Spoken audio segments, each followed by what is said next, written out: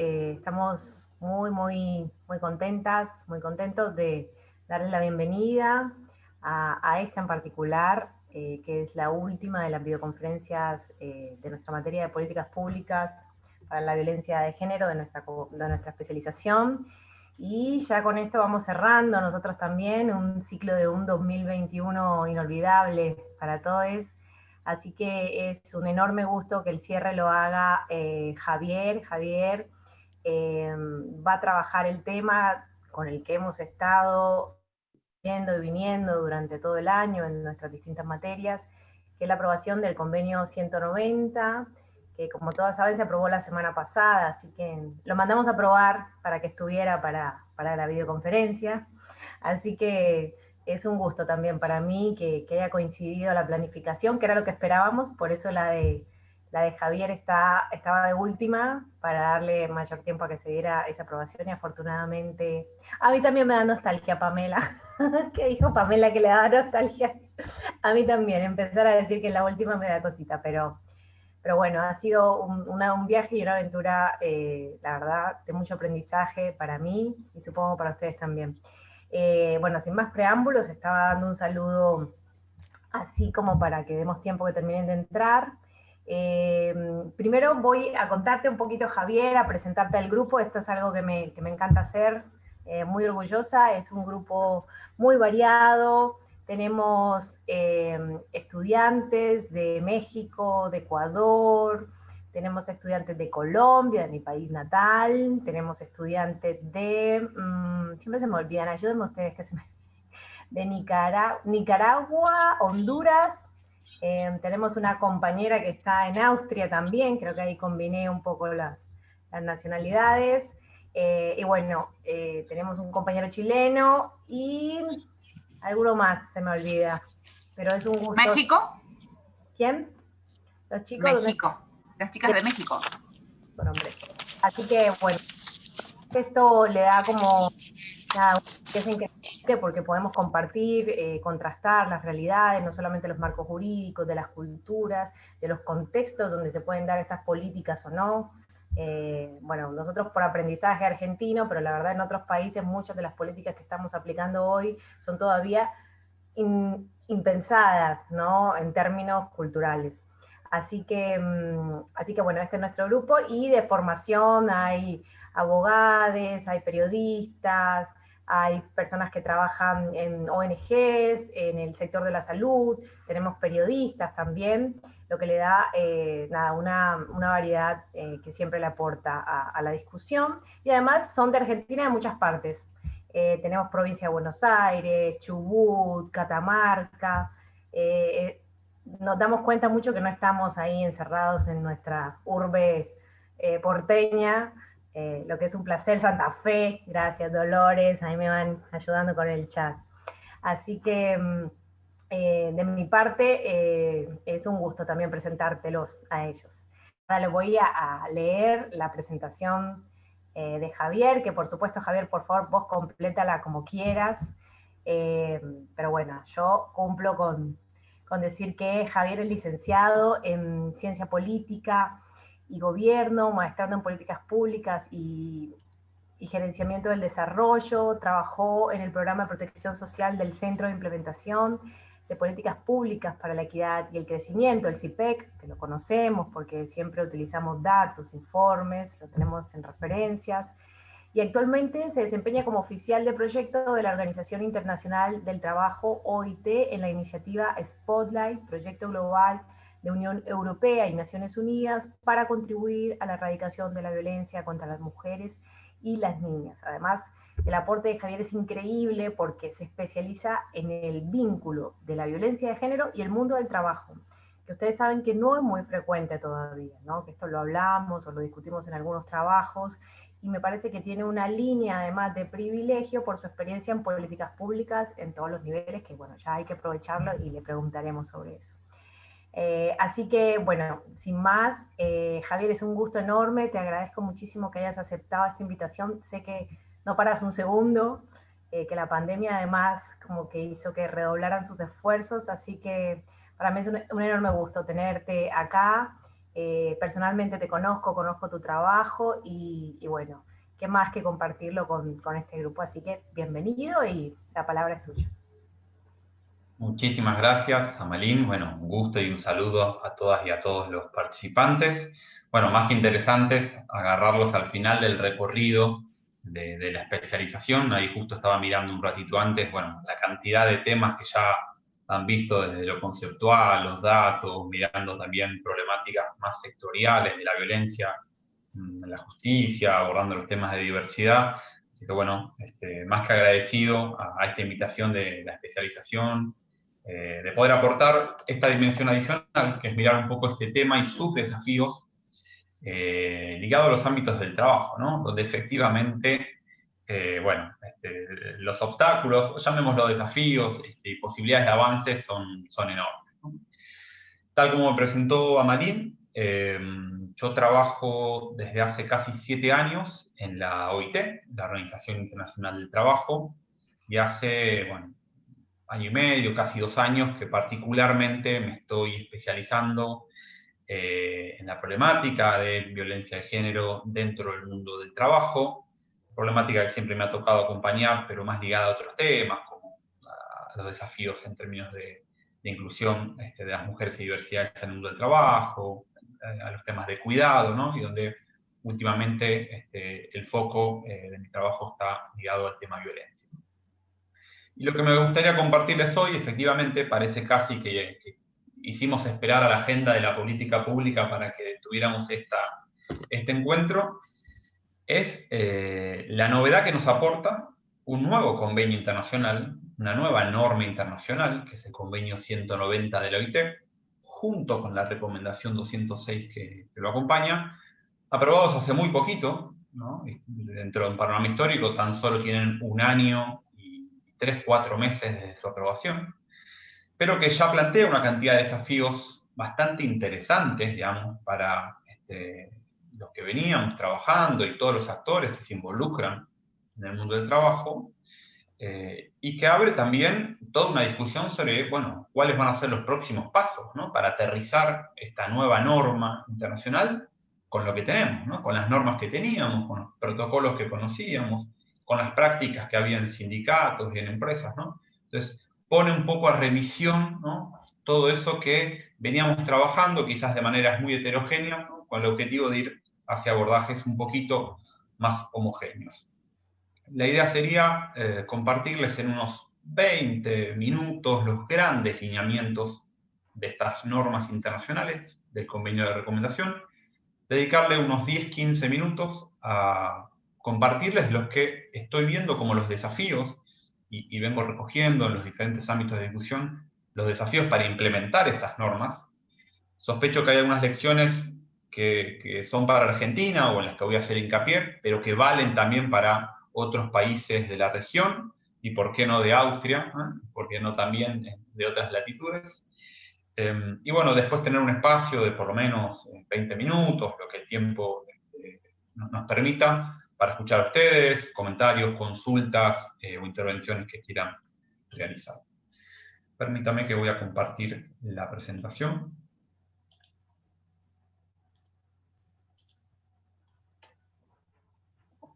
¿Se ve bien? Perfecto, muy bien. Un poco a modo introductorio, quizás muchos de ustedes la conocen, pero otros no necesariamente. Cuando hablamos de OIT, hablamos de la Organización Internacional del Trabajo, ¿no? Hablamos de el único organismo tripartito que tiene el sistema de Naciones Unidas, ¿no? Y que significa que no solo lo conforman las representaciones de los gobiernos, de los estados, sino también de las organizaciones de trabajadores y de los empleadores, lo cual, bueno, nos da un diferencial con el resto de todas las agencias de Naciones Unidas, ¿no? Un organismo que el año pasado cumplió 100 años, ¿no? Justamente en el año en el que se aprobaron estas dos normas y que también fue simbólico, ¿no? Para nosotros que en nuestro centenario se aprobara una normativa internacional sobre esta problemática. Siempre me gusta compartir esta foto inicial, un poco para entender qué significa, ¿no? Aprobar una norma internacional, ¿no? Y ustedes ven ahí unas caras de alegría importantes, ¿no? que fue el momento en que se aprobó el convenio 190, el 21 de junio del 2019, y creo que también hay un poco una muestra de colores, ¿no? De todo tipo, y eso tiene que ver con que esta composición tripartita, ¿no? También se le agrega que son 187 países miembros, ¿no? Los que conforman al organismo, ¿no? Y dentro de la OIT, anualmente se reúne una conferencia internacional de trabajo que, entre otras cosas, discute normas internacionales y aprueba normas internacionales, ¿no? Y se imaginará entonces que, dada esta diversidad de intereses que pueden tener gobiernos, trabajadoras, trabajadores y empleadores, ¿no?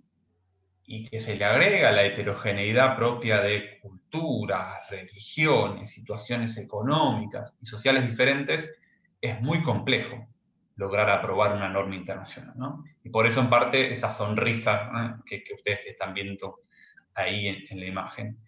Hace 8 años que en la OIT nos aprobaba una norma internacional como un convenio. El último había sido el de las trabajadoras de casas particulares, ¿no?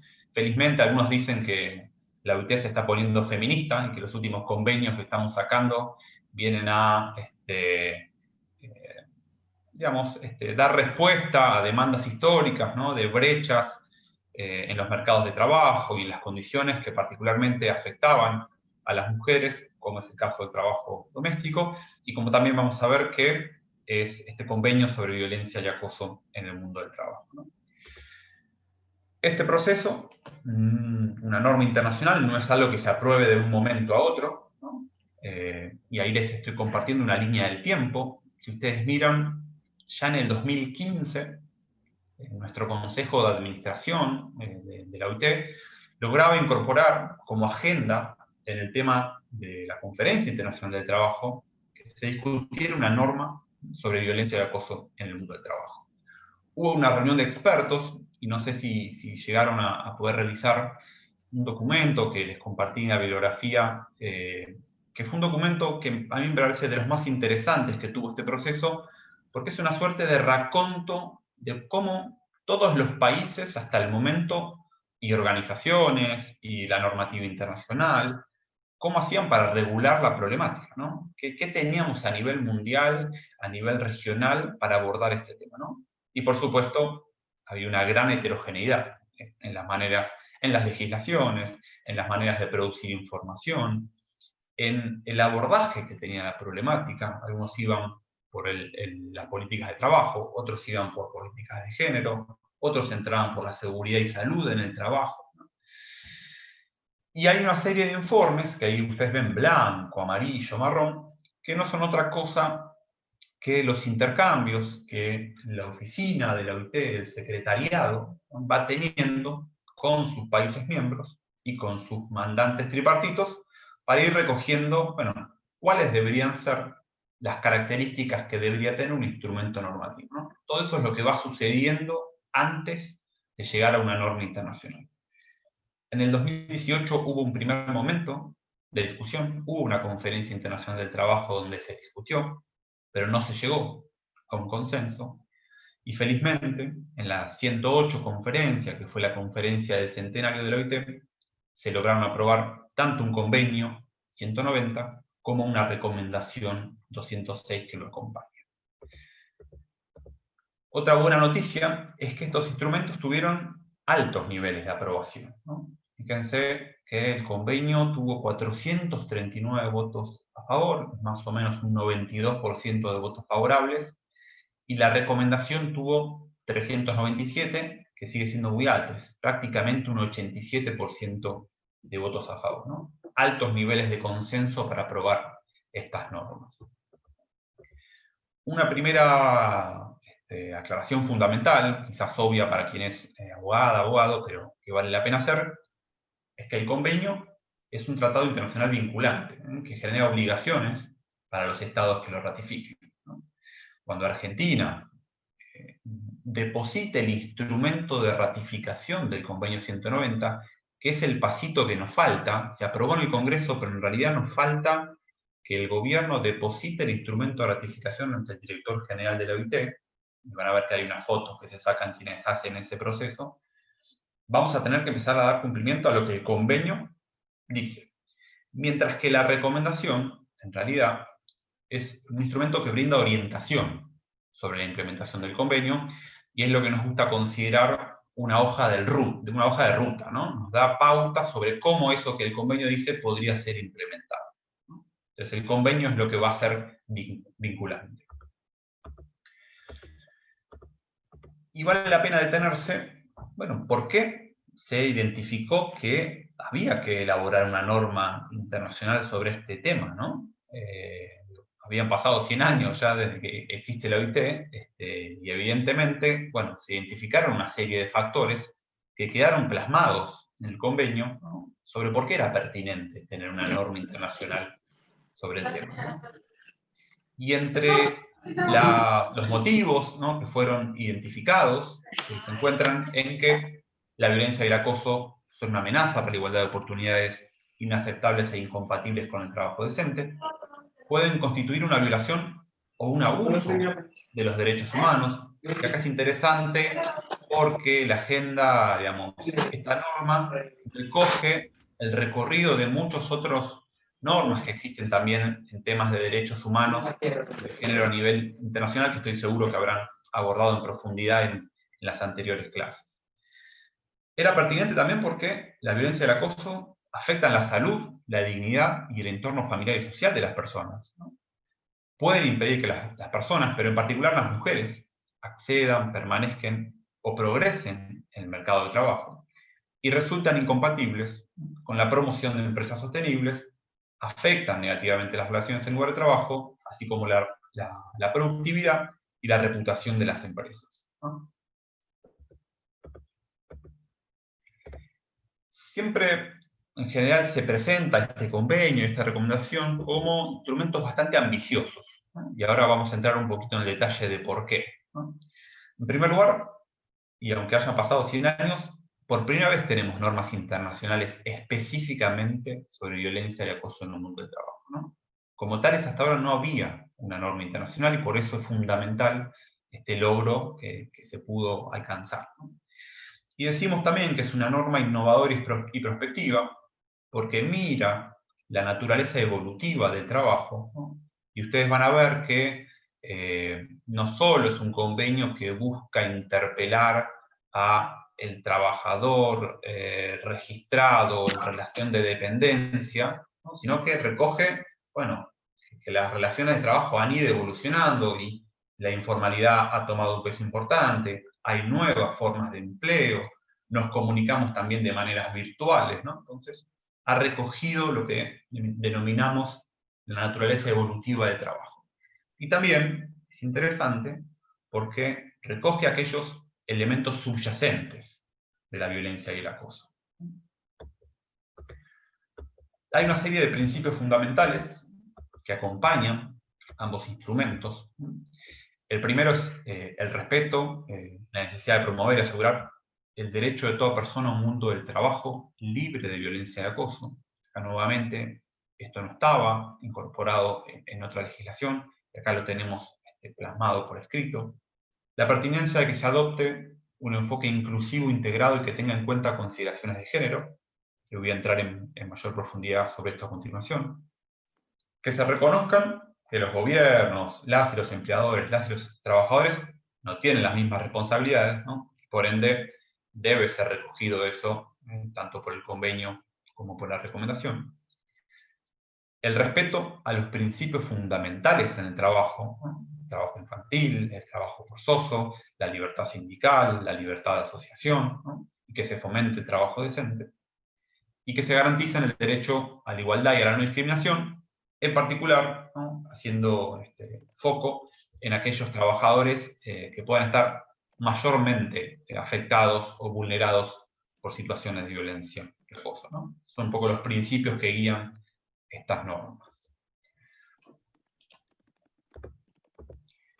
Y quería entrar un segundo en esto de inclusivo, integrado y que tenga en cuenta consideraciones de género. En primer lugar, decimos que son normas inclusivas porque hay un llamado a proteger, que ahora voy a profundizar sobre esto, a trabajadores y trabajadoras de todos los sectores, de la economía formal e informal, áreas urbanas y rurales, y del sector público y el sector privado. Se adopta un enfoque integrado porque el llamado no es solamente a mirar aquella violencia de acoso a partir de la legislación relativa al trabajo o al empleo, sino también en las políticas de seguridad y salud en el trabajo, en aquellos programas que abordan la igualdad y la no discriminación, e incluso en el derecho penal. Y hay un llamado a tener en cuenta consideraciones de género al tratar la discriminación, el abuso de las relaciones de poder, ¿no?, las asimetrías de poder que existen, y aquellas normas de género que fomentan la violencia y el acoso. Y vamos un poco al jugo de este convenio, ¿no? Porque uno de los grandes logros que hay que también reconocerle es que tenemos por primera vez una definición unificada, ¿no?, de lo que hablamos cuando hablamos de violencia y acoso, ¿no? Y esta fue definida, la violencia y el acoso, como un conjunto de comportamientos y prácticas inaceptables o de amenazas de tales comportamientos y prácticas que se manifiesten una sola vez. Y acá tenemos una diferencia con muchas legislaciones, incluso la nuestra, y de muchos países que siempre hablan de la necesidad de una sistematicidad en el comportamiento, ¿no?, o de manera repetida, y que tengan por objeto, causen o sean susceptibles de causar, y acá es interesante porque le quita peso a la intencionalidad, un daño físico, psicológico, sexual o económico, e incluyen la violencia y el acoso por razón de género, ¿no? Acá un poco en la negociación se acordó que estas definiciones a nivel nacional pueden ir de manera conjunta, lo que es violencia y acoso, o pueden incorporarse de manera separada. Y por ahí va a venir una, probablemente, de las batallas que tengamos por delante en una legislación nacional. Acto seguido, el convenio define aquella violencia y acoso por razón de género, ¿no? Para quienes tuvieron oportunidad de mirar ese documento, en todo caso les recomiendo si no hacerlo en algún momento, este nombre, violencia y acoso en el mundo del trabajo, no fue el nombre original que tuvo este convenio. Primero era violencia, el foco iba a estar puesto en mujeres, después en mujeres y hombres. Bueno, se quitó esa referencia justamente para que sea lo más inclusivo posible, pero quedó en la definición. Luego de definir lo que es la violencia y el acoso, lo que es la violencia y el acoso por razón de género, como aquella que va dirigida contra las personas por razón de su sexo o género, y entiendan acá que en las definiciones hay muchas culturas diferentes, ¿no? Y por eso cosas que quizás para nosotros son obvios, en cuanto a las diferencias de sexo o género, no lo son en otros casos, que afectan de manera desproporcionada a personas de un sexo o género determinado e incluye el acoso sexual, ¿no? Y en los asteriscos de esta definición, el convenio nos dice, tengamos en cuenta que la violencia por razón de género afecta de manera desproporcionada a las mujeres y a las niñas, y deben ser abordadas las causas subyacentes y los factores de riesgo.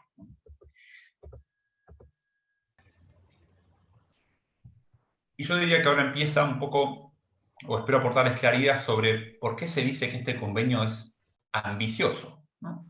Y eso tiene que ver en buena parte, yo diría, con los sujetos que son cubiertos y con su ámbito de aplicación, ¿no? Decíamos al inicio que busca ser una norma inclusiva porque busca interpelar a todos los sectores público-privado, formal e informal, en zonas urbanas o rurales, pero tengámonos un poco más en profundidad, ¿no? El convenio protege a todas las y los trabajadores y otras personas en el mundo del trabajo, tales como las y los trabajadores asalariados, de acuerdo a cómo sean definidos en la legislación nacional, las personas que trabajen cualquiera sea su situación contractual, aquellas personas que están en formación como pasantes o aprendices, trabajadoras y trabajadores despedidos, voluntarios, personas que buscan o postulan a un empleo, e individuos que ejercen la autoridad, funciones o responsabilidades de un empleado, ¿no? Mucho más amplio de lo que uno quizás podía considerar que una norma de un ámbito laboral puede dirigirse, ¿no? Bueno, fíjense la amplitud, ¿no? Y es interesante que hay un llamado a que se tenga en cuenta aquella violencia de acoso que pueda provenir o implique a terceros, Cuando hablamos de tercero hablamos de clientes, familiares, pacientes, y hay algunos sectores en donde esto se vuelve fundamental. Por ejemplo, nosotros desde la OIT estamos acompañando a sindicatos del sector de la salud, donde las principales situaciones que sufren de violencia y acoso tienen que ver con pacientes o familiares de esos pacientes, ¿no? No es necesariamente una situación que se dé entre colegas de trabajo o por parte de un superior, sino de un tercero. Lo mismo surgen de una encuesta del sindicato de gastronomía y hotelería y turismo en Argentina. Las principales situaciones de violencia o acoso reportadas son por parte de los huéspedes en los hoteles, los clientes en los restaurantes. Es interesante que el convenio incorpora, ¿no?, la necesidad de involucrar a aquella violencia o acoso que pueda provenir de terceros. Y yo diría que la otra pata de este adjetivo ambicioso que suele tener el convenio tiene que ver con el ámbito de aplicación, ¿no? Fíjense que el convenio no se llama violencia y acoso laboral, sino que se llama violencia y acoso en el mundo del trabajo. Y esto tiene que ver porque la definición es sobre aquellas violencias o acosos que ocurren durante el trabajo, en relación con el trabajo o como resultado del mismo, ¿no? A saber, el lugar de trabajo, ¿no?, los espacios públicos y privados cuando son lugar de trabajo, los lugares donde el trabajador come, descansa o cobra, aquellas instalaciones sanitarias de aseo, vestuarios, desplazamientos, viajes, eventos o cualquier actividad social o de formación relacionada al trabajo. Las comunicaciones relacionadas con el trabajo, siempre me gusta decir que es un convenio que se pensó antes de la pandemia, ¿no?, antes de que el teletrabajo para muchos fuera la manera natural de relacionarlos, y felizmente todos esos formatos en los que nos comunicamos hoy para trabajar están incorporados, ¿no?, como un ámbito en el cual se puede ejercer y debe ser regulada, prevenida y erradicada la violencia y el acoso, ¿no? Los alojamientos proporcionados por el empleador y los trayectos entre el domicilio y el lugar de trabajo, ¿no? Nuevamente, fíjense que va mucho más allá solamente del ámbito laboral estrictamente hablando. El convenio tiene tres grandes bloques, ¿no?, de medidas, ¿no?, que son luego profundizadas por la recomendación. Un primer bloque, ¿no?, con eje en medidas de prevención y protección. Un segundo bloque, ¿no?, que profundiza en medidas para el control de la aplicación y las vías de recurso y reparación. Y un tercer bloque, ¿no?, con eje en acciones de orientación y formación. Y voy a ir relativamente rápido por cada uno de ellos para no robarme todo el tiempo, y en todo caso después podemos profundizar un poquito más en alguna de ellas, ¿no?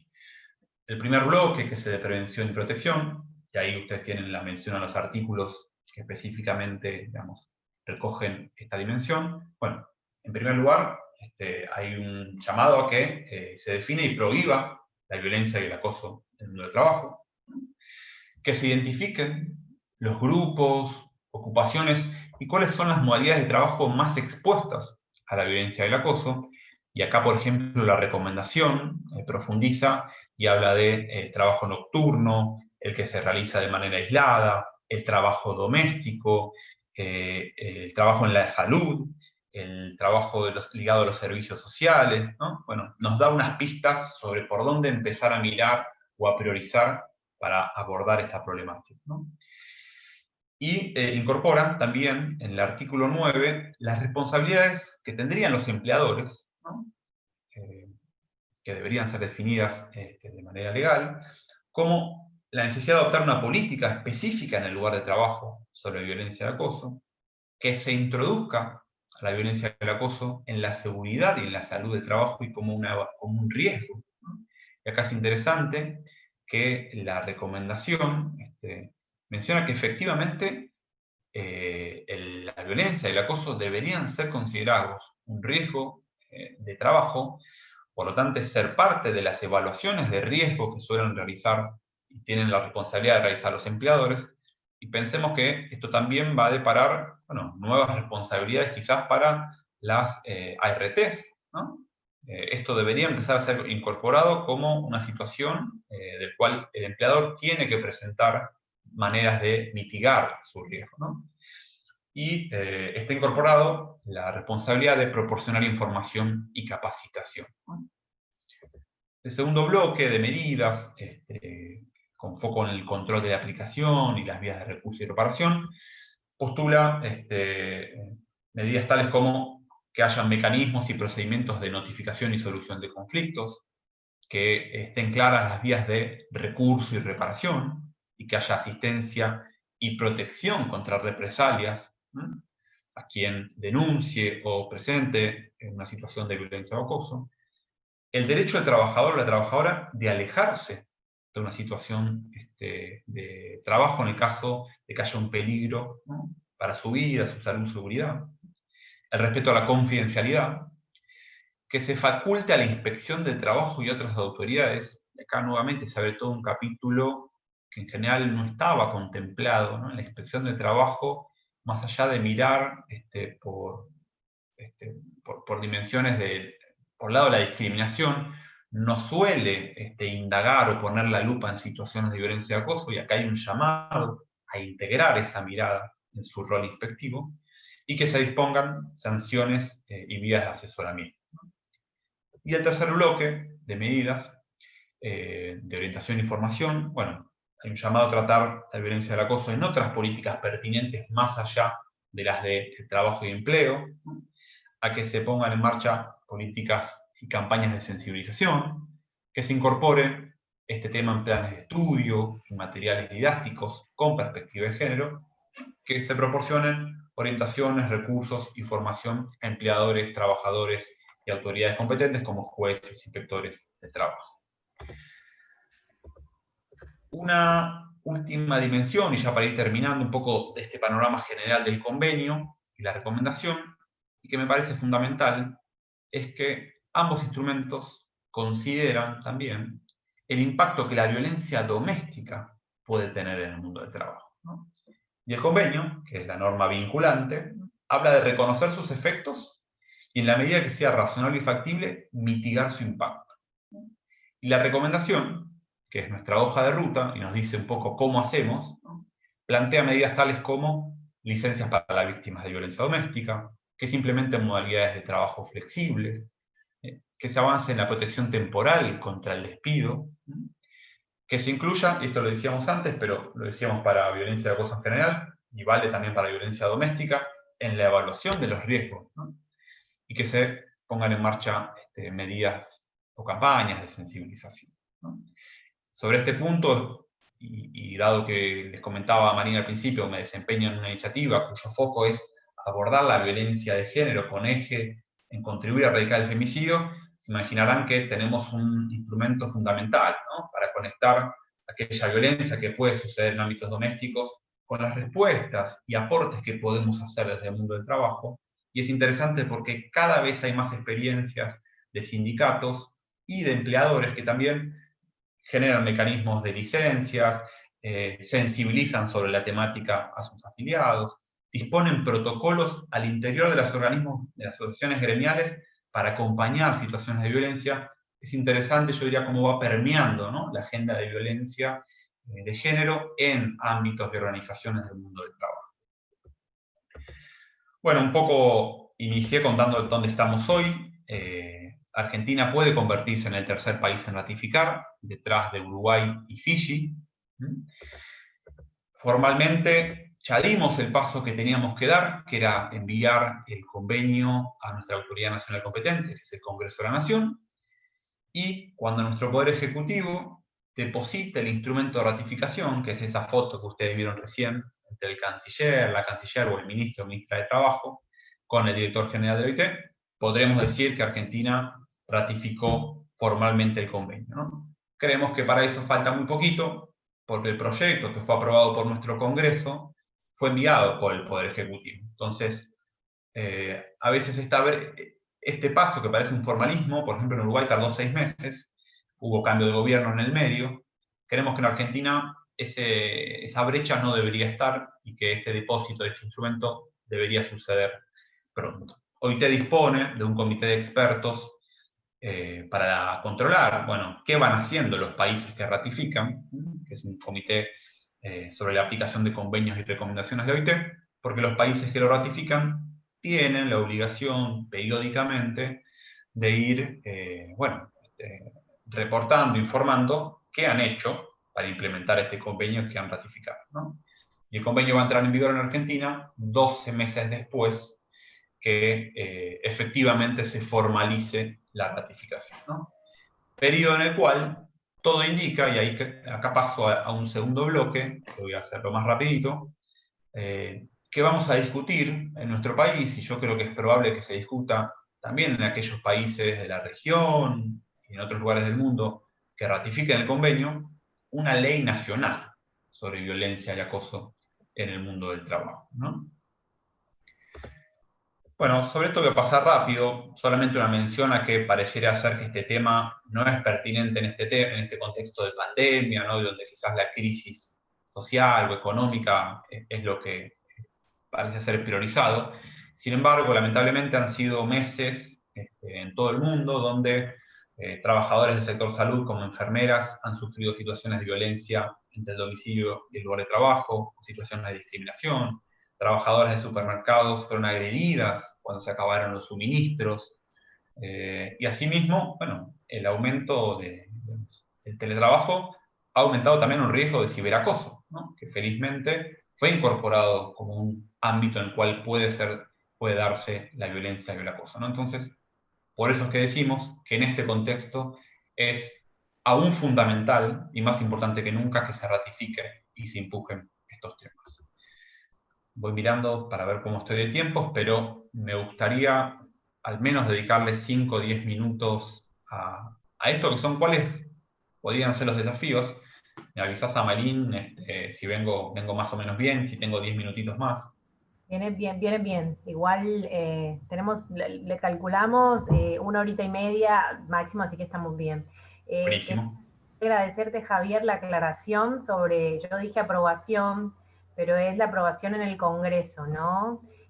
Lo que acaba de explicar Javier es el mecanismo de aprobación en el caso de, esto es como derecho internacional público, en el caso de los tratados, ¿no? Que falta este depósito y esta última etapa para hablar de ratificación. ¿Ya? Así que aprovecho para hacer, porque creo que lo había dicho un poco confuso, así que gracias también por la aclaración. Buenísimo, Marín. Y quédate tranquila, porque lo venimos aclarando hace una semana, porque el común entendimiento es que Argentina ya ratificó. Pero si vamos al detalle fino, formalmente todavía no lo hicimos, ¿no? La realidad es que el paso fundamental ya se dio, que era el tratamiento en el Congreso, y felizmente fue con un amplio consenso, ¿no? De todos los bloques, en tiempos donde no es tan sencillo tener acuerdos entre todos los bloques, ¿no? Entonces falta este último pasito formal que esperamos que efectivamente suceda pronto. Y yo quería dejarles compartir con ustedes también para la discusión, en todo caso escuchar consultas o reflexiones. Me queda claro que han venido recorriendo una cantidad de temas que sospecho pueden tener muy buenas ideas también para aportar sobre los desafíos que tenemos por delante, ¿no? Al menos 5 dimensiones que me parecen que van a generar una discusión o van a guiar un poco la discusión en esta ley nacional sobre violencia y acoso en el trabajo, pero que no va a ser la única manera, ¿no?, de responder a este desafío que plantea el convenio. A quien lo pudo leer con un poco más de profundidad, hay otras instancias que también son fundamentales, como la negociación colectiva, ¿no? Ese espacio de negociación entre trabajadoras, trabajadores y empleadoras, empleadores, donde se definen condiciones de trabajo y por ende también es un ámbito muy propicio para avanzar en esta problemática y en su abordaje y en su prevención, ¿no? Pero sabemos que, bueno, la ley siempre cumple un rol fundamental y un poco acá comparto con ustedes una serie de desafíos. El primero seguro que es normativo, y el primer ejercicio que probablemente todos los países hagan, y Argentina está haciendo, con apoyo también de la OIT, es, bueno, ¿cuán compatible es este convenio con mi norma internacional actual, o con mi norma nacional actual, ¿no? Y ahí, por ejemplo, yo daba el ejemplo de que la definición de violencia habla de que alcanza con una sola vez. Y muchos países, hasta el momento, tenían por definición, la necesidad de que haya una sistematicidad, ¿no?, en el comportamiento. Entonces ahí ya, por ejemplo, tendríamos algún posible ajuste. ¿Cuáles son los sujetos que van a estar cubiertos, ¿no? En muchos casos, por ejemplo, tenemos legislaciones, pero que solo cubren a el trabajador de planta del sector público, por ejemplo, ¿no? Y no cubre a pasantes, no cubre a personas en formación, no aborda a personas que incluso están postulando un empleo, ¿no? Entonces ahí tenemos una serie digamos, de componentes del propio convenio, ¿no?, que suelen ir más allá de lo que muchos países tienen hasta el día de hoy incorporado. Vale lo mismo para el ámbito de aplicación, ¿no? E incluso, y esto me parece fundamental, ver cuál va a ser el nexo también con la agenda de violencia doméstica, que suele correr por separado, y el convenio de recomendación llaman, ¿no?, a algún tipo de compromiso de los actores. En Argentina, por ejemplo, tenemos nuestra ley 26485, de protección integral de las mujeres, que incorpora la violencia laboral contra las mujeres, ¿no? Pero no tenemos una legislación que involucre también a violencias que puedan sufrir varones o diversidades. Tenemos una mitad de las provincias que tienen legislaciones para el sector público provincial, pero dirigidas, bueno, justamente a los trabajadores del sector público y no del sector privado, ámbito que es de sujeto de regulación solo por el Congreso de la Nación. Y por eso es que, en el caso de Argentina, por ejemplo, el proyecto dice, tenemos una base, partimos de nuestra ley 26485, nuestras legislaciones provinciales, pero tenemos un hueco, tenemos unas brechas que vamos a tener que cubrir en una ley nacional, ¿no? Hay un desafío adicional, que es un poco esto que tienen los países federales, ¿no? Aquellos países en donde no está depositado en el poder central la capacidad de regular la totalidad de las condiciones de trabajo, ¿no?, y en donde, en el caso de la Argentina, por ejemplo, es desde las provincias, donde se regulan, al menos, por ejemplo, el sector público provincial, que sucede lo mismo con el sector público municipal, ¿no? Entonces ahí hay un desafío adicional, en el caso de los países federales, que dan cuenta que, ojalá, una normativa internacional debería obviar esta dimensión federal, ¿no? Y un poco lo planteé al inicio y no profundizo para indagar después, hay que también ser consciente de qué cosas no se pueden modificar o proponer o cambiar desde la norma, ¿no? Cuántas dimensiones que plantea el convenio las tenemos que dejar para otros ámbitos, ¿no?, de discusión o de trabajo o de intercambio. Entonces tenemos el desafío normativo como un primer desafío. Un segundo desafío que me parece que también va a generar una discusión no menor es el institucional, ¿no? Primer capítulo probable de ese desafío es, bueno, ¿cuál va a ser el organismo rector?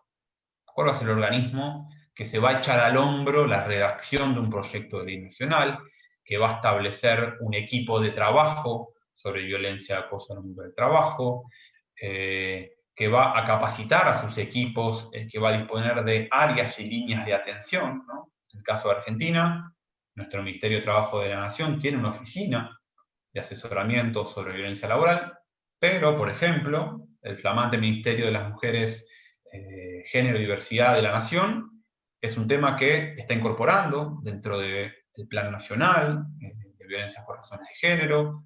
Hay áreas de trabajo como un programa de igualdad en el trabajo que está incorporando la temática.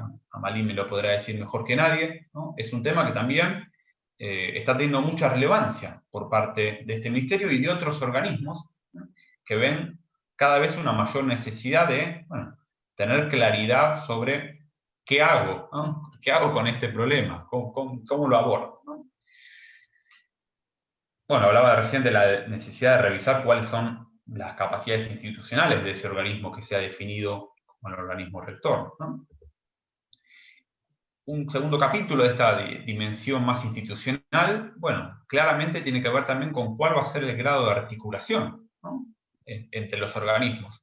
Tenemos Ministerio de Trabajo, tenemos Ministerio de las Mujeres, Género y Diversidad, pero también tenemos un Instituto Nacional de Discriminación, que incorpora hasta el día de hoy, y es consultado y aborda situaciones de violencia o acoso que pueden ser interpretadas en el marco de la discriminación, ¿no? Entonces, por ende, tiene que estar en esa mesa de discusión. La Superintendencia de Riesgos de Trabajo, u organismos que en otros países sean los que regulan, ¿no?, los riesgos de trabajo. En el caso de nuestra superintendencia, por ejemplo, ya estaban avanzando en la adecuación de un cuestionario que mide los riesgos de trabajo e incorporando la violencia y el acoso como un riesgo adicional. Bueno, justicia, seguridad, ¿no? Fíjense el desafío de articularse con otras áreas de gobierno. Aparece claramente el desafío institucional de la verticalidad, así como hay una oficina de asesoramiento de violencia laboral en el Ministerio de Trabajo de la Nación. Algunas provincias tienen áreas de violencia, pero otras no lo tienen. El año pasado, por ejemplo, juntamos 7 provincias, ¿no?, para hablar sobre esta temática y conocer cuáles eran las maneras en que lo abordaban, y había un nivel de heterogeneidad muy alto. Algunas lo hacían con más perspectiva de género, otros con menos. Algunas recogían información, otras no recogían ningún tipo de información, ¿no? Entonces, ahí va a haber una necesidad de no solo dar una discusión a nivel nacional, sino cuáles van a ser las capacidades a desarrollar a nivel provincial, ¿no? Y por supuesto, bueno, cómo se va a plasmar más allá de la legislación en la política pública. Vamos a tener un plan nacional, va a ser un capítulo de planes nacionales, ¿no? ¿Qué va a suceder a nivel provincial, ¿no? Parece que eso son algunas de las dimensiones que plantean los desafíos más de tipo institucional. Un tercer capítulo, que es muy desafiante, es el de los datos, ¿no?, el de las estadísticas, ¿no? ¿De qué información se dispone, ¿no? Por ejemplo, en Argentina les contaba que existe esta oficina de asesoramiento sobre violencia laboral, que tiene un observatorio, pero que, por ejemplo, es unipersonal, ¿no? Entonces, y que en el caso del Ministerio de Trabajo de la Nación, solamente recopila aquella información producto de consultas presenciales, ¿no?, que realizan trabajadoras que han sufrido alguna situación de violencia o acoso, y que incluso se encuentra circunscrito solamente al ámbito del área metropolitana de Buenos Aires. Entonces, fíjense que la foto que eventualmente pueden recoger es bastante recortada, ¿no?, sobre la problemática, y tenemos un gran desafío para poder tener una foto nacional sobre la problemática. Por eso yo ahí un poco lo ponía como interrogante. ¿Vamos a ir a una encuesta nacional? En el caso del Plan Nacional de Violencias por Razones de Género para los próximos años, hay una medida que está planteada que es avanzar en una encuesta nacional, ¿no? Y de nuevo vuelve la disputa o la discusión sobre, bueno, cómo hacemos para articularnos entre los organismos, ¿no? Bueno, siempre el dilema parece lo mismo entre Nación y las provincias, ¿no? Hay oficinas como, por ejemplo, la provincia de Santa Fe o la provincia de Córdoba que producen datos, pero hay otras que no lo hacen. Entonces, tenemos brechas de información importantes en nuestro país. Lo mismo entre organismos del Estado, ¿no? Por ejemplo, en el sector público hay un organismo que es la CIOT, que recoge o aborda situaciones de violencia que se dan al interior del sector público, pero que no necesariamente es información que luego es compartida por el Ministerio de Trabajo de la Nación, ¿no? Entonces, tenemos una necesidad de también articular aquella información escasa que hasta el momento se produce. Y esto también abre la discusión sobre la pertinencia también de pensar en esquemas de diagnósticos sectoriales, ¿no? No es la misma la situación de violencia y acoso que se puede plantear en el ámbito de la construcción como en el ámbito de la minería o en el del trabajo doméstico. Y es probable que aquellos instrumentos de recolección de datos tengan que tener metodologías diferentes.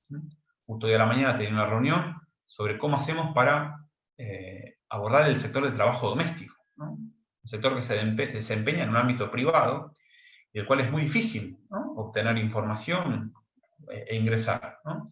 Entonces, bueno, es posible que haya que detenerse un rato importante a pensar cómo se puede trabajar de manera sectorial esta recolección de información. Y acá es importante justamente recoger aquellos aportes que tienen sindicatos, empresas, cámaras sobre la problemática. En el caso de la IT, por ejemplo, se está apoyando una encuesta para el sector de la salud de un sindicato, y un sindicato de la energía, ¿no? Entonces, como unas maneras de aprovechar esos canales con que ellos cuentan, ¿no? Para poder tener un poco más de claridad sobre qué niveles de incidencia tenemos de violencia o acoso en nuestros ámbitos de trabajo. Ya para ir cerrando, parece que hay un cuarto capítulo, por lo menos, que es el de la formación, que habrán visto que tenemos todo un tercer bloque de medidas que justamente van a la formación, convenio, y que hay un primer, me parece que definición, tiene que ver con, ¿va a haber una política de formación desde el Estado o esto lo vamos a descentralizar a los actores, ¿no? Y va a quedar bajo responsabilidad de la negociación de trabajadoras, trabajadores y empleadores, ¿no? Me parece que ahí hay una decisión importante. Hay un antecedente desde el Ministerio de Trabajo, y me da la sensación, el Ministerio de las Mujeres también de Nación, de tomar alguna rienda en el asunto y poder sugerir, acompañar instancias de formación a trabajadoras, a trabajadores, a empleadores desde el nivel nacional, ¿no? Lo mismo acá aparece la discusión. ¿Qué estrategia nos damos de formación? ¿Por sector? ¿Por jerarquías? ¿Juntamos a trabajadores y empleadores? ¿O lo hacemos por separado dado que tienen intereses diferentes? Bueno, son algunos de los desafíos que uno puede ir identificando. Y acá un punto que me parece también ya más en cuanto al contenido, ¿no? Sabemos que muchas de estas organizaciones, como las de sindicatos y también empresariales, son organizaciones altamente masculinizadas, donde a veces uno lleva temas de género o de violencia de acoso, se ponen los pelos de punta o levantan la guardia enseguida, ¿no? Entonces, y nuestra experiencia ha sido que trabajar en lo que se llama la perspectiva de las masculinidades, ¿no? Deconstruyendo un poco o indagando de qué hablamos cuando hablamos de masculinidad hegemónica, cómo eso puede estar conduciendo a situaciones o a contextos violentos, cómo eso incluso perjudica en algunos casos a los propios también varones, ¿no? Esta es un poco una estrategia que utilizamos para traerlos también a la mesa de discusión. Puede ser interesante como herramienta de trabajo, y después les voy a compartir también un material que justamente busca entrar de esa manera para trabajar con sindicatos, ¿no? Y siempre en general yo vengo viendo que lo que funciona no es hablar directamente de violencia o acoso, ¿no? Siempre resulta pertinente, un poco lo que han estado haciendo ustedes en esta especialización, mirar el marco de derechos humanos, reflexionar de qué hablamos cuando hablamos de género, ¿no? De qué hablamos cuando hablamos de diversidad, cuáles son las desigualdades que hoy en día existen en el mercado de trabajo, ¿no? Y entender, si se quiere, la violencia o el acoso como quizás la expresión más radical, ¿no? Esas desigualdades de género. Un subcapítulo de esta formación, bueno, este es un aprendizaje que en realidad yo recojo de muchas consultoras o organizaciones que trabajan con empresas y que nos dicen, si vamos solamente con un protocolo y pensamos que ahí va a estar la solución, es probable que fallemos. Tenemos que revisar de manera complementaria o antes cuál es la cultura de esa organización, ¿no? ¿Qué está pasando que se dan situaciones de violencia o acoso, ¿no? Nuevamente, acá ya hay un camino recorrido por muchos gremios y muchas empresas que han puesto en marcha protocolos, han incorporado estos temas en la negociación colectiva, ¿no? E incluso organizaciones sociales, bueno, con mucho aprendizaje y aporte desde el movimiento de las mujeres, que es fundamental aprovechar, ¿no? Bueno, y nos parece también de estas lecciones que vamos aprendiendo sobre dónde están los desafíos para formar a trabajadoras, trabajadores, empleadores, ¿no? Bueno, siempre es importante tener algún tipo de componente práctico. Bueno, ¿qué hago yo como delegado gremial para incorporar este tema? Bueno, pensar qué puede aportar un protocolo, pensar qué me puede aportar un comité de ética, cuándo una licencia puede ser pertinente, qué oportunidad me da la negociación colectiva, pensar en las campañas de sensibilización, ¿no? Existen muchos instrumentos para abordar la problemática y siempre suele ser interesante revisarlos, ofrecerlos para que quede claro que no hay una sola vía para trabajar este tema. Y por último, nos parece que también hay un desafío importante que es la de la sensibilización, ¿no? Como todos sabemos, es un tema, a la redundancia, sensible y que genera rigidez en muchos actores. No, acá en esta organización no sucede, no, yo nunca ejercí violencia o acoso contra nadie, este no es un tema que esté sucediendo en mi sector, ¿no?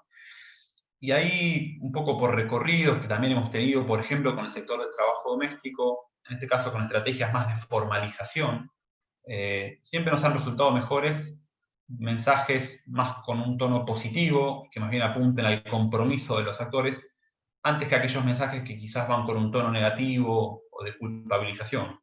No sé si tuvieron la posibilidad de ver la campaña sobre los ayudadores, o Yo Me Ocupo, que hicimos desde la iniciativa Spotlight, que creo que tuvo el nivel de éxito que tuvo, que se difundió en un montón de países, un poco porque manejaba esto, ¿no? Un tono más irónico, ¿no? En el cual nos convocaba a compartir las tareas domésticas y de cuidado entre varones y mujeres, antes quizás que ir con un tono penalizador que enseguida expulsa, ¿no?, a quien no le gusta hablar de estas temáticas, ¿no? Claramente hay que pensar en una adecuación a diferentes públicos, ¿no? Yo creo que corremos siempre un riesgo de estar pensando en estrategias que se centran en lo urbano, ¿no? Y hay que ser conscientes que y Argentina y buena parte de América Latina, bueno, tiene una cantidad de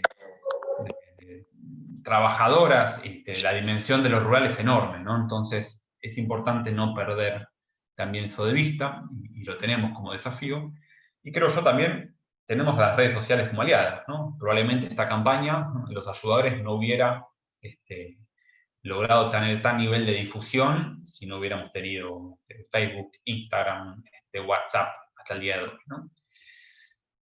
Bueno, esto era un poco lo que quería compartir con ustedes. Grandes lineamientos del convenio, más o menos un repaso general por qué es lo que plantea, y abrir un poco la reflexión sobre cuáles estamos viendo que son algunos de los desafíos que tendremos en Argentina y creo yo en muchos de los países para poner en marcha, ¿no?, este convenio sobre la violencia y el acoso en el mundo del trabajo. Muchísimas gracias y quedo entonces, bueno, atento a dudas, consultas y al intercambio.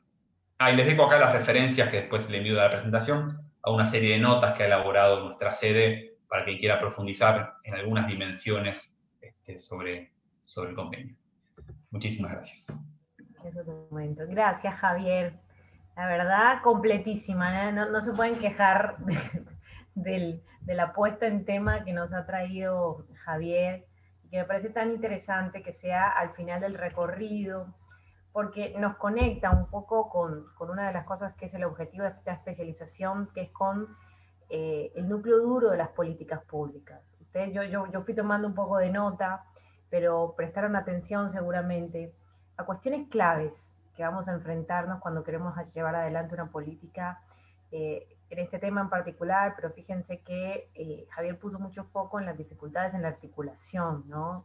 En Argentina, que es un país federal, en cuanto a las jurisdicciones nacionales, provinciales, municipales, pero además en la articulación interorganismos, que parece una cosa que uno dice, bueno, maravilloso, pero es re complejo, porque tiene que ver con posicionamientos políticos, con intereses, con la competencia de cada uno de estos organismos, y termina siendo una cuestión que insume mucho tiempo. Y ustedes saben que una política pública se planifica, y en la medida en que no se ajuste a esos tiempos, no pueden obtenerse como lo que se persigue.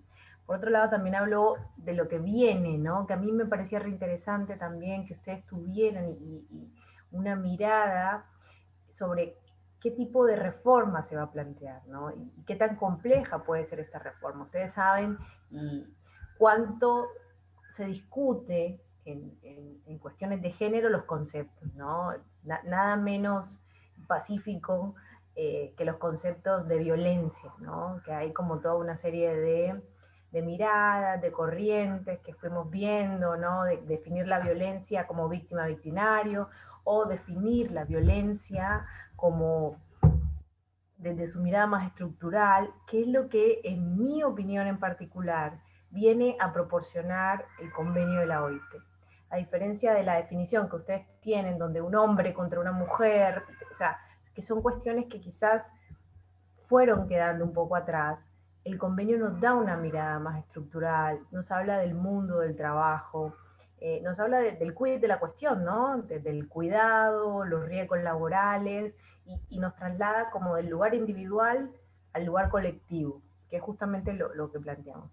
Y me encantó, Javier, también estas recomendaciones en relación a las capacitaciones de género, ¿no? Que es como una línea que uno tiende a identificar mucho, donde la charla, y esto se los comparto también a ustedes, que está pensada como para otras mujeres, ¿no? Como a buscar la empatía de otras mujeres, donde seguramente el aprendizaje uno a veces cae, pero con la experiencia uno se da cuenta que no terminan obteniendo el efecto que uno quiere. Ahí me parece que esto que hablabas de los diagnósticos diferenciales aplicados, bueno, a otro sector, pero que también se aplicaría al tema de las capacitaciones, viene siendo de mucho valor. Así que me encantó, la verdad que es un gran marco de lo que ha sido hasta ahora y de los desafíos que tenemos hacia adelante. Así que si les dejo la palabra, si quieren comentar, preguntar, abran los micrófonos, que creo que nos podemos acomodar perfectamente, y hagan las preguntas directamente los que puedan, si quieren. Hola, buenas tardes, ¿cómo andan? Hola, Flor. Gracias, Javier, por tu exposición.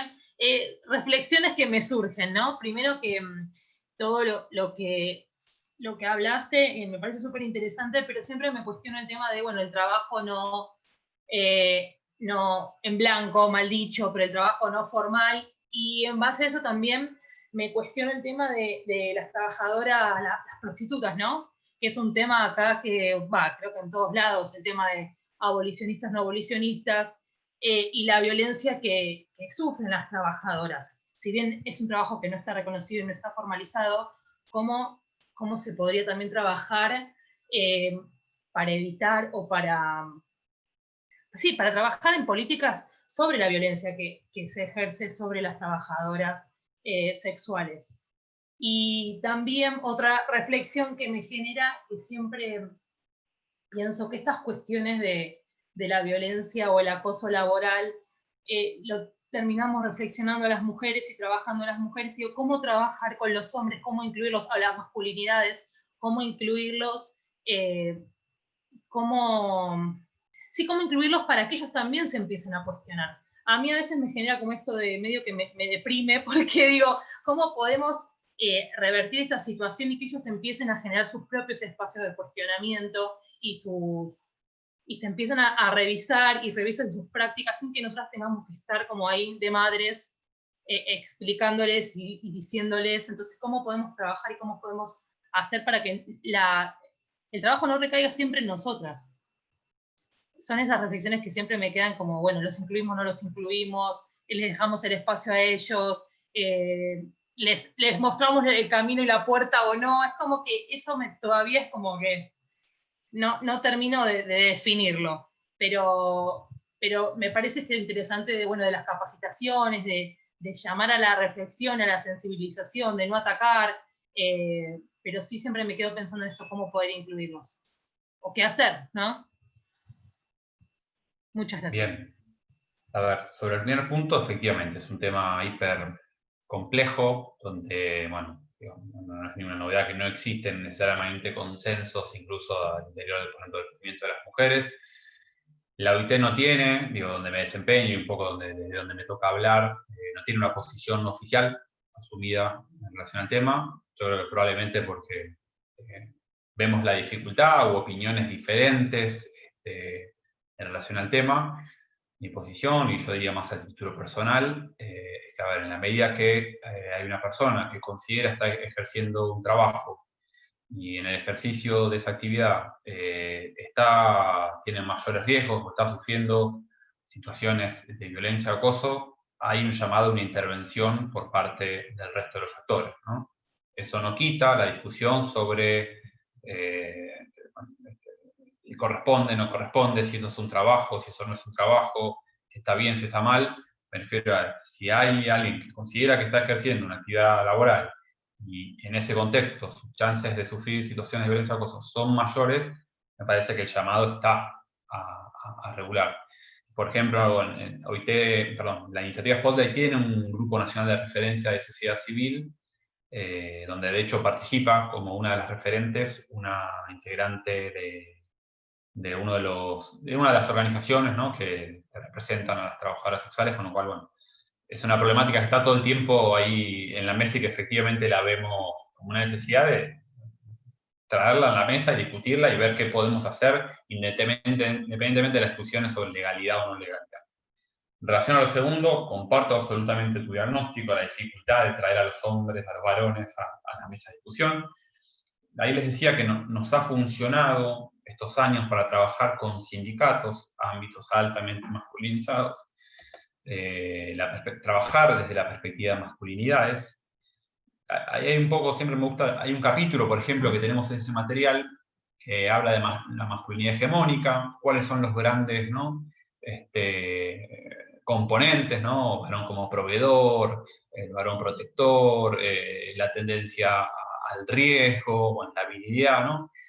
Y por supuesto que el foco siempre está puesto en cómo eso puede generar situaciones de violencia que perjudican a las mujeres, pero también a veces intentamos hacer el foco en, bueno, cómo esto también te está perjudicando a vos, ¿no?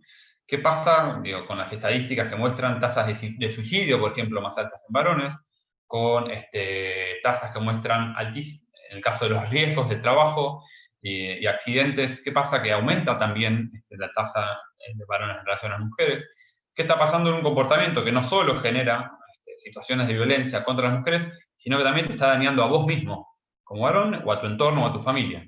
Parece que eso de repente genera una manera de correr un poco la mirada que a veces tienen, más como de los apuntados, ¿no?, en estos temas, y que permite plantarse desde otro lugar, ¿no? Eso es algo que a veces no funciona. Y después creo que como parte de la evolución de esto mismo que vos estás planteando, fíjense que empiezan a haber espacios, por ejemplo, líneas de atención a varones que ejercen violencia, ¿no? Como una manera de abordar desde la propia política pública, un teléfono no solo para una mujer que ha sufrido una situación de violencia, sino para un varón que considera o tiene intenciones de abordar su propio problema y lo ve, que pueda disponer de un equipo especializado para contenerlo y evitar que eso suceda, o evitar que eso siga sucediendo, ¿no? Empiezan también a vernos, bueno, eso por ejemplo en el caso de la provincia de Buenos Aires, en el caso de la ciudad de Buenos Aires, la provincia de Córdoba también tiene un programa. Tengo presente también que cada vez hay más equipos de trabajo, digamos, ¿no?, que convocan no solo una línea de atención, sino que trabajan con varones que han ejercido o se encuentran, o no pueden correrse de situaciones de violencia, ¿no? Y me parece que ahí hay apuestas interesantes también. En el caso de Salta tengo presente una experiencia, sobre todo porque empieza a haber articulaciones de estos espacios con las líneas o los espacios donde se denuncian situaciones de violencia, ¿no?, por parte de las mujeres, ¿no?, como una manera de, bueno, convocar a ese varón a alguno de estos espacios. Me parece que probablemente con muchos desafíos se empieza a recoger desde la política pública esta necesidad de interpelar a los varones. Lo mismo intentamos hacer desde la comunicación, ¿no? Intentar incomodarnos un poquito a ver si eso nos sienta también al debate, ¿no? Pero sí, probablemente existan muchos desafíos en la materia. Muchas gracias. Hola, ¿puedo agregar algo? Sí. Dale, Mariana. ¿Se escucha? Bueno, hola Javier, la verdad que muy buena la exposición. Y quería agregar algo a lo que decía la compañera, lo que estabas diciendo vos. La otra vez presencié un encuentro en relación al gremio de ferroviarios en Puerto Quequén, en relación a masculinidades, y yo veía que se había instado un encuentro para repensar las masculinidades, pero no se había hecho antes una sensibilización de base, digamos. Estaban invitando a pensar las masculinidades, pero en relación a las feminidades no sabían, digamos, ni siquiera tenían un acercamiento a lo que es el concepto de violencia de género o acoso.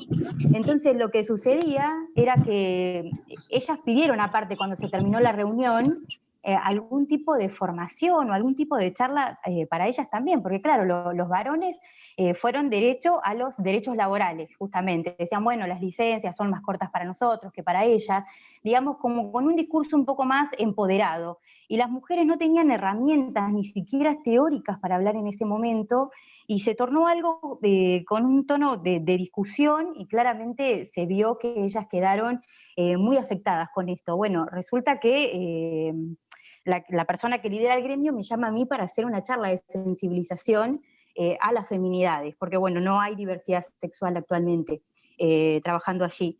Pero bueno, me encuentro con esto, de que la charla va a ser para ellas, y en relación a las masculinidades está abierto el espacio para repensarse, pero no está esa articulación de cómo hacemos para que estas masculinidades que vienen con un discurso en relación a derechos laborales, instando a la igualdad, pero no hay una homologación en una sensibilización de base. Entonces, no sé bien cómo trabajar eso. Y ahí es interesante, Mariana, porque, a ver, recojo un pedazo quizás del planteo que vos hacés. Parece que una manera de empezar a abordar también esas brechas de conocimiento, también en realidad se corresponden con desiguales espacios de participación en los lugares de toma de decisiones, en los espacios de negociación colectiva, donde quizás son espacios prácticamente dominados por varones, con mucha práctica en la negociación, la discusión de condiciones de trabajo, en pelearse con el empleador por situaciones, por salarios, por seguridad y salud en el trabajo, ¿no? Que claramente, digo, tienen una gimnasia de muchas décadas, porque han sido, entre comillas, dueños de todos esos espacios de negociación. El fiel reflejo de eso es que tenemos casi nulas secretarias generales mujeres en los gremios, ¿no? Entonces, va a ser indispensable, y esto lo vemos, apuntar, o mejor dicho, acompañar las discusiones sobre violencia y acoso y el rol que pueden tener los gremios en esto, de espacios de mayor equidad en las propias organizaciones que se supone tienen también la tarea de salir a disputar, bueno, de plantarse en estos temas. Yo veo muy asociado este tema, ¿no? De desigualdad, de género en los ámbitos de toma de decisiones de las organizaciones, muy claramente en los espacios sindicales, pero también creo que vale para empresas y cámaras, con esta agenda que a veces solamente parece estar siendo empujada por secretarias de género e igualdad de oportunidades en los gremios, y que necesita romper esas fronteras. Desde OIT al menos vemos que hay un obstáculo, por eso creo que hay que empujar la agenda de violencia y acoso, pero también la agenda de mayor equidad en las organizaciones. Ay, genial. Gracias. Te voy a leer algunas opiniones que escribieron acá en el chat. Si quieren tomar el micrófono, interrúmpanme, pero mientras la voy leyendo. Lilian compartía esto en relación a la sensibilización. Es necesaria la coordinación con la ley Micaela en los 3 poderes del Estado Nacional, donde te imaginarás que por lo menos sirve de antecedente, ¿no? En esto de las capacitaciones, de los aciertos y los desaciertos con la ley Micaela. La ley Micaela que tiene como un gran margen porque no está reglamentada, entonces como que terminan esos vacíos siendo llenados de manera como sectorial.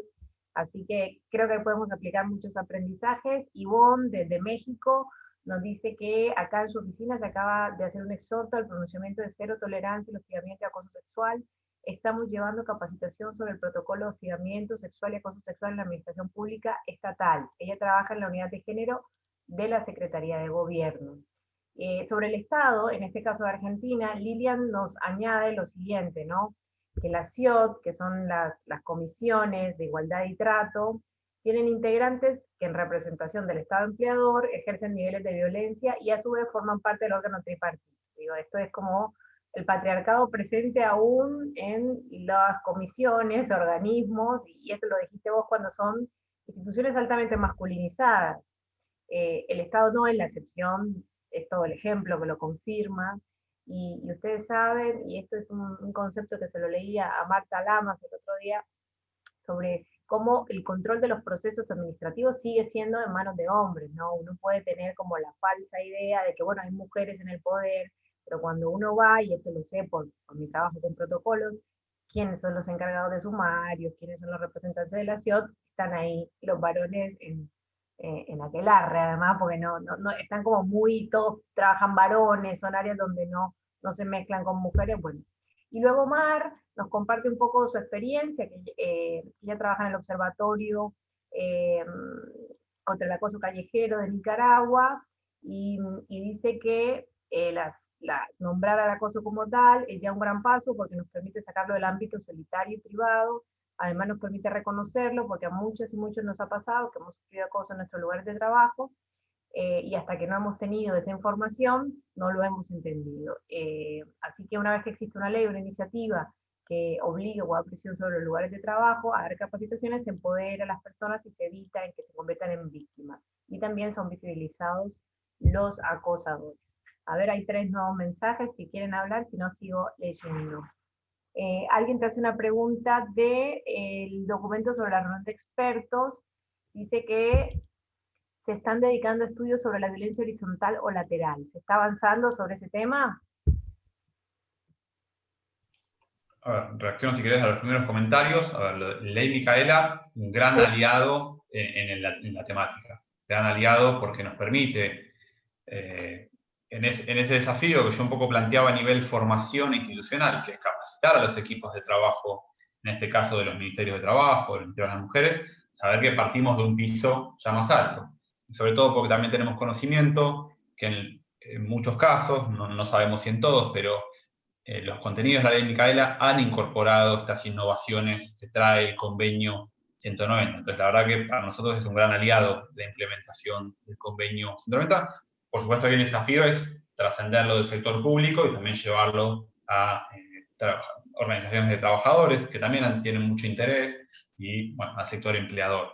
Respecto a lo que mencionaban de la CIOT, yo diría que un punto neurálgico de esta discusión tiene que ver con los mecanismos en los cuales las situaciones de violencia y acoso son resueltas en el sector público, ¿no? Sobre todo porque en algunas provincias el sector público tiene un peso sobre el empleo fundamental. Lo vemos, ese desafío. Me da la sensación, por lo menos de intercambios que vengo teniendo, no sé, perdón si no quiero ofender a nadie, que va saliendo un poco del oscurantismo las maneras de resolver algunas situaciones que se estaban dando, y cada vez hay un mayor pedido de organismos del propio Estado de, bueno, tengo una situación, ayúdenme a orientar. El requisito de que eso tenga perspectiva de género cada vez es más grande, se nota mucho cuando no está presente la perspectiva de género, y yo creo que los márgenes se van acotando para que esos espacios tengan márgenes de acción que permitan obstaculizar u ocultar situaciones de violencia.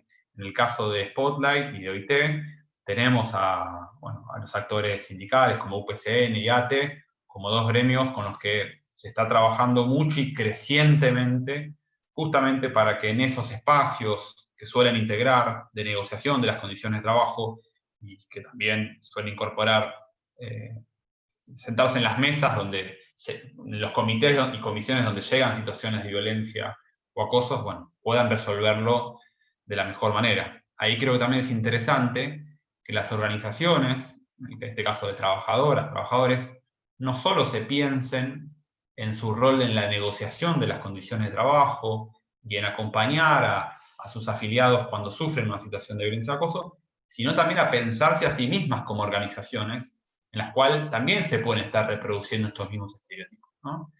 Y nos han llegado muchas situaciones donde las denuncias son a propios delegados, ¿no? Entonces, me queda claro que esto existe, y por eso ahí la capacitación tiene que ser, me parece a mí, pensada en un doble rol.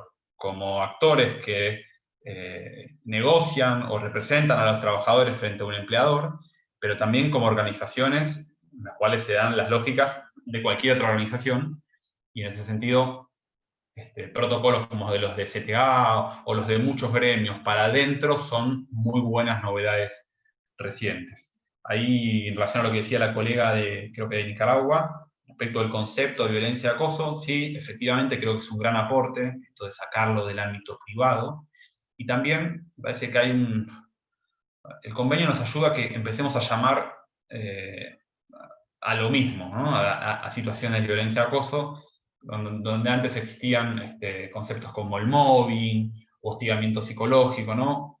La idea es que violencia y acoso puede incorporar todo ese conjunto de comportamientos o prácticas, y por tanto pensar regulaciones que aborden esa totalidad de comportamientos. En relación a la pregunta sobre el documento, sí, siempre que se abordan situaciones de violencia y acoso, hablamos de violencia y acoso que puede ser horizontal, vertical, de abajo hacia arriba, de arriba hacia abajo, y también tengamos en cuenta violencia que pueden sufrir de terceros, ¿no? Y eso es algo que algunas encuestas ya están recogiendo, bueno, que siempre es una recomendación que también lo hagan.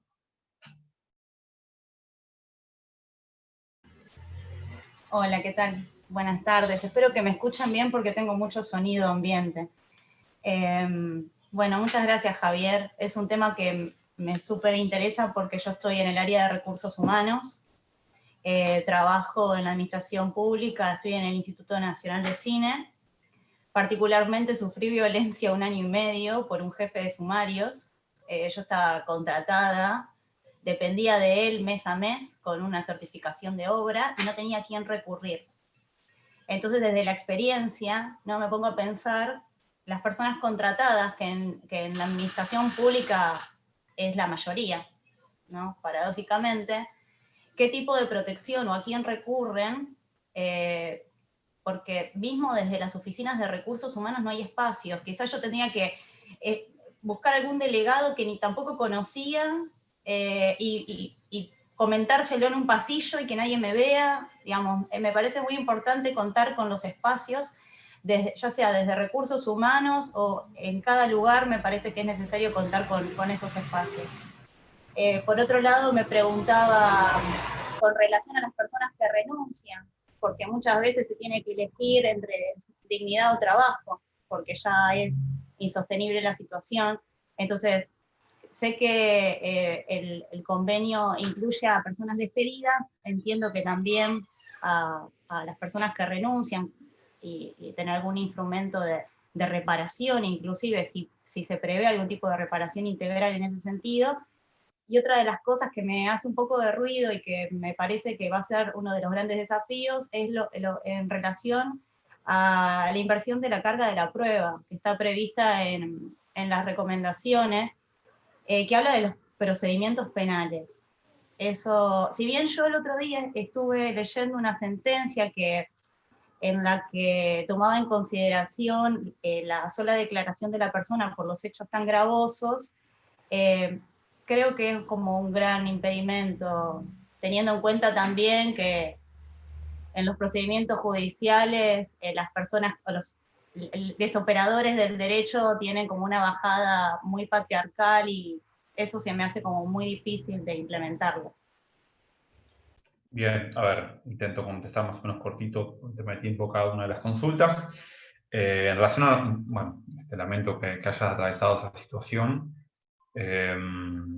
Ahí me vino a la mente que soy consciente de un trabajo muy interesante, quizás no del ámbito del cine, pero lo menciono porque tiene que ver con el ámbito artístico, de la Asociación Argentina de Actores, que a través de la Fundación Sagay han hecho un trabajo impresionante, donde, por ejemplo, cuando relevaron entre las y los trabajadores del sector sobre situaciones de violencia y acoso, los números eran escandalosos que sufrían, y a partir de eso encararon un trabajo muy fuerte, bueno, con protocolos, con negociaciones con los empleadores.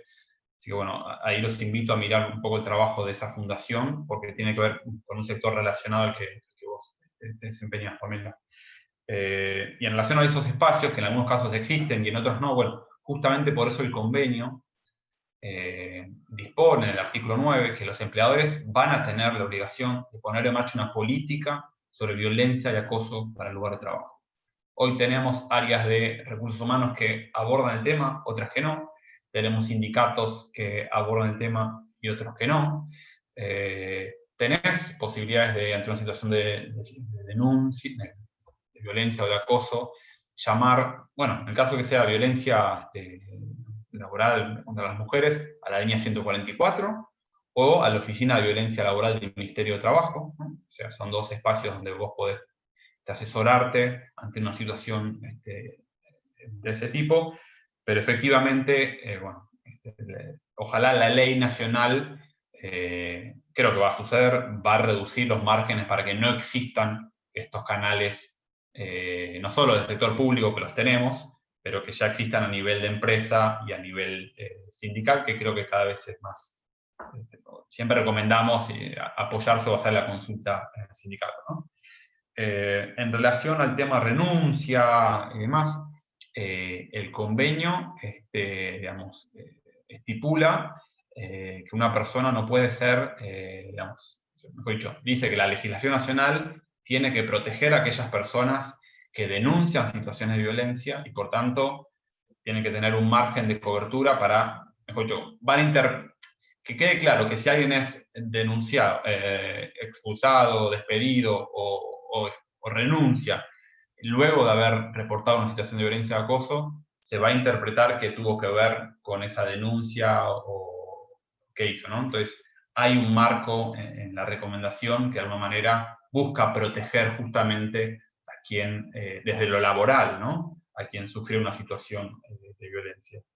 Y la inversión de la carga de la prueba, efectivamente, es algo que está en la recomendación, que creo que va a ser importante ver qué discusión se da en la ley nacional, porque está en la recomendación, no es vinculante, ¿no? Vamos a tener que pelear para que eso sea parte. Creo que coincido con la mirada que vos estás planteando de que no necesariamente es el derecho penal la vía para encontrarle la solución a la problemática. Quizás no está mal que tengamos mecanismos, digamos, de sanción, de que estén claros, y que en casos extremos involucren actores del derecho penal, pero nos parece que la apuesta quizás tiene que estar más en la prevención, ¿no? Y por ende por fuera de los ámbitos judiciales. Totalmente. Hay dos participaciones chiquititas y con esto vamos cerrando. Creo que Camila dice que el tema del trabajo del acoso no es solamente jurídico, sino social, y es ahí donde siento que nos rajamos es como nos bochamos, perdemos, es colombiano, nos rajamos en Latinoamérica por intentar reeducar, pero a la vez evidenciar un acoso sin ser considerada exagerada. Creo que Ivonne nos compartió un protocolo en México, de Veracruz. Ahí tenemos el archivo por si lo quieren explorar. Me encanta la conclusión, me encanta además que Pamela compartió, porque sé que durante todo el año ha venido siguiendo este tema en sus trabajos y en sus presentaciones. Y me encanta la conclusión. Yo, en lo particular, creo que el derecho penal no es el único derecho que tenemos. Y para mí fue un gran descubrimiento el derecho laboral y el género, ¿sí? En cuanto a la resolución de los casos, el tema, por ejemplo, de la inversión de la carga de la prueba, tiene una íntima conexión con la prueba. Vos ves el artículo de la prueba en la 26.485, la amplitud de la prueba, ahí empezás como a cruzar, como el derecho laboral y el género nos lleva como a soluciones un poco más adaptadas, menos rígidas que el problema que tiene el derecho penal, ¿no? Que simplemente nos describe el peor comportamiento y no nos deja espacio como para situaciones intermedias. Eso por un lado. Y hay otra cosa que me parece fundamental de destacar en relación a cómo pensamos el derecho, que es, y perdón que me haga la abogada, pero es más fuerte que yo, pero que también el convenio 190 habla de prevención y de reparación. Que me parece que ya es momento que empecemos a hablar de reparación, ¿no? Ya hemos visto, no solamente lo hemos visto como lo seguimos viendo, con las cifras que tenemos todavía, con femicidios, con la prevalencia y persistencia de muchas violencias, el derecho penal no nos ha ofrecido soluciones. Entonces, claramente es momento como de salir un poco de esa mirada un poco más cuadrada en relación con cómo pensamos que debemos responder a las violencias, y ahí el convenio 190 me parece que trae una herramienta muy poderosa, que es cuando habla de prevención y de reparación. Así que a mí me encanta que las conclusiones vayan por ese lado en particular. También una pequeña cosa en relación a lo que decía Flor, es muy interesante también que logremos salir en cuanto a las trabajadoras sexuales de la discusión abolicionismo, no abolicionismo, ¿no? Cómo evitamos nosotros estas dicotomías que tan peligrosas y tan tramposas son, ¿no? Esto, la polarización, la dicotomía. Ustedes saben que lo único que logra es separarnos, no nos permite encontrar como lugares de encuentro. Y ahí Javier lo marcó con mucha claridad, es si hay una persona que está siendo vulnerada en sus derechos humanos, ¿cómo no vamos a reaccionar? No hay género, no tenemos que saber género, no tenemos que saber derecho laboral, es una cuestión de humanidad. Si de alguna u otra manera nuestras discusiones excluyen, restringen la participación, o dicen, no, porque nosotras no vamos a ver, no, lo que estás es quitándole voz, ¿no? Y ahí la verdad que lo felicito, Javier, de que dentro del marco, de la iniciativa de Spotlight, de la OIT, no sé exactamente en dónde la ubicaste, creo que era de Spotlight, estas voces sean escuchadas. Y sé que también tiene un costo, porque también escuchar estas voces tiene sus costos, así que lo felicito por haberlo incluido. Así que ahí tengo una invitación que hace Ivonne. Escribime, Ivonne, y es para Javier también, se la traspaso. Así que son las 7:07, podemos hablar horas. Nos suele pasar esto, Javier, o sea, nos agarra la hora y seguimos recontentos, pero sabemos que todos tienen ya que descansar y están las tareas de cuidados. Así que darte mil gracias acá. Te tomo si les quedan algunas cosas para trasladarle a Javier, escríbanme, que yo con muchísimo gusto se las paso. No quiero cortarles el chat porque no lo estoy leyendo, así que eso, darte las gracias y bueno, te dejo a Javier, a vos en la despedida. Ahí vi que están preguntándome por documentos previos. Yo voy a armar voy a compartir a Malin una hojita con documentos o lecturas, aparte de estas tres que les pasé para la clase de hoy. De hecho, ahí están todos los enlaces a las discusiones previas. Al que tenga muchísimo tiempo y le interese enormemente, yo se lo recomiendo, porque es una manera de ir viendo qué opinan los actores, qué opinan los países, por qué unas cosas les hacen ruido, por qué promueven otras cosas, ¿no? Y si uno lo mira con una cierta cronología, va entendiendo por qué el convenio de recomendación terminaron teniendo esta forma. Pero bueno, hay que tener muchas ganas y tiempo, sobre todo, de leerse muchísimas páginas, pero al que tenga interés les voy a compartir los enlaces. De mi lado, agradecerles por la invitación, a Malin y a todo el equipo de la especialización, por el respeto y bueno, por el interés también. La verdad que fue muy gratificante compartir este rato con ustedes y bueno, que me ayuden a que cada vez más personas conozcan sobre el convenio 190 y la recomendación. Muchísimas gracias. Gracias, Javier. Bueno, gente.